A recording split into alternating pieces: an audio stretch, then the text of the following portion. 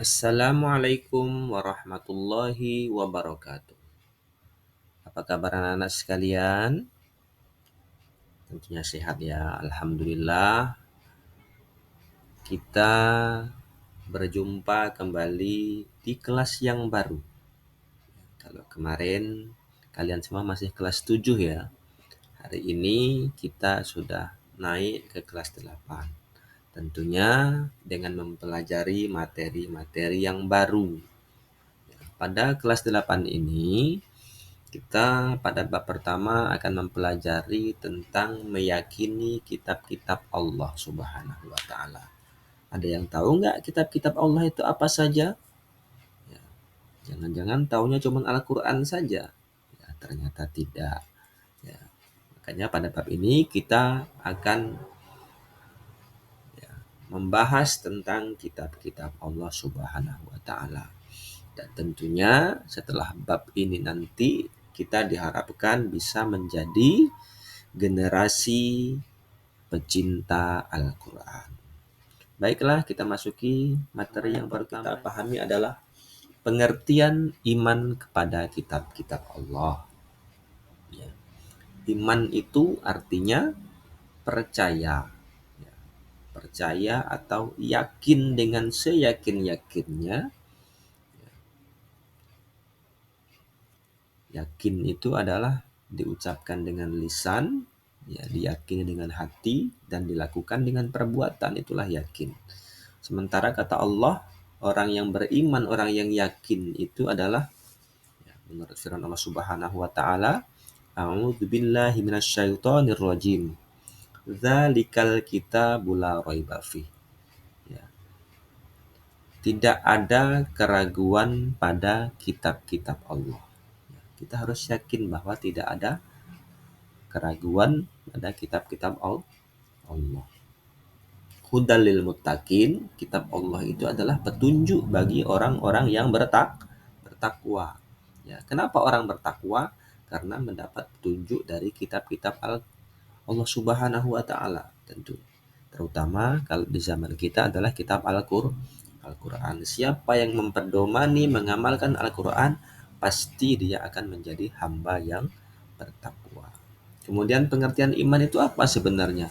Alladzina yu'minuna bil ghaib. Ya. Orang yang beriman, ya, itu yakin dengan yang ghaib. Ya. Pernah lihat Allah? Tidak. Pernah lihat malaikat? Tidak. Pernah lihat hari akhirat? Tidak. Sesuatu yang tidak pernah kita lihat, namun kita percayai, itulah yang disebut dengan keyakinan atau keimanan. Ketika orang beriman, ya, sudah yakin dan percaya, maka dia, apa kata Allah? Wa yuqimunas shalah. Ya, mereka mendirikan sholat. Ya. Untuk apa mereka sholat? Untuk apa kita sholat? Ya, tentunya karena kita yakin kepada Allah Subhanahu wa Ta'ala, yakin kepada yang ghaib. Ya. Bagaimana dengan orang yang kadang-kadang sholat, kadang-kadang tidak? Ya. Berarti imannya itu kadang-kadang hadir, kadang-kadang tidak. Artinya imannya sangat lemah. Ketika iman itu sudah tertanam dengan kuat dalam hati kita, ya, mau dilihat orang atau tidak pun dia akan tetap melaksanakan sholat. Jadi sholat atau merupakan cerminan lemah atau kuatnya keimanan seseorang. Kemudian orang yang beriman juga akan wa yunfiku mimma razaqnahum. Mereka akan menginfakkan sebagian rezekinya.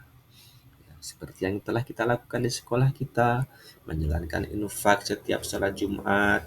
Ya, kalau kita tidak yakin, kita tidak percaya, tentu kita akan berat menyumbangkan sebagian rezeki kita itu untuk infak atau sedekah. Ya. Karena kita yakin bahwa yang kita infakkan itulah yang benar-benar nanti akan menjadi milik kita. Oleh karena itu, makanya kita dengan rela, dengan sukarela menginfakkan hartanya.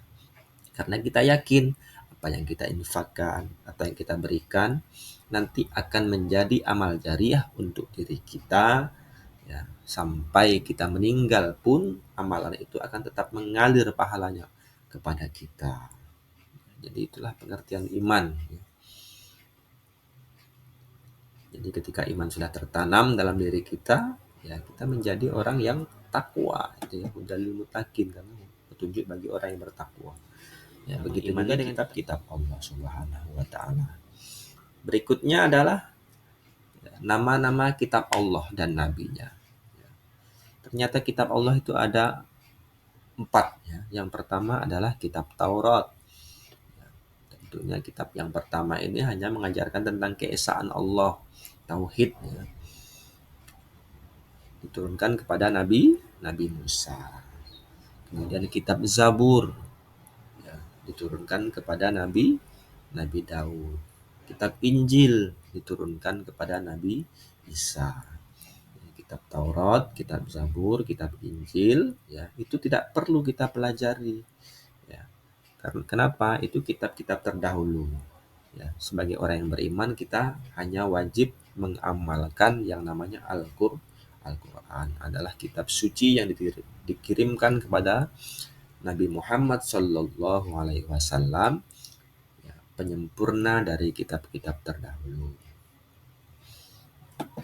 Selanjutnya hubungan umat Islam, umat yang beriman terhadap kitab terdahulu. Ya, apa hubungannya? Ya, kita cukup mengimaninya saja kalau kitab-kitab terdahulu. Berbeda dengan Al-Quran. Al-Quran kita wajib untuk mempelajarinya. Cara membacanya harus paham. Ya, kemudian ya, paham akan maknanya. Paham akan maknanya. Kemudian setelah itu mentadabburinya. Ya, artinya mengimplementasikan Al-Quran itu dalam kehidupan sehari-hari.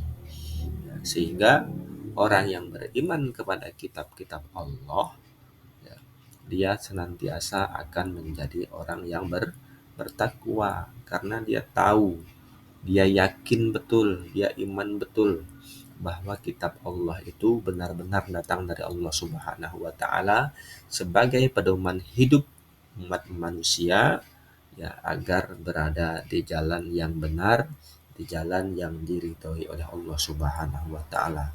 Sebagai hamba yang pencinta Al-Qur'an, tentu kita yakin dan percaya bahwa segala perbuatan kita ya, di dunia ini akan dihisab, nanti akan diperhitungkan oleh Allah Subhanahu wa taala ketika nanti di akhirat.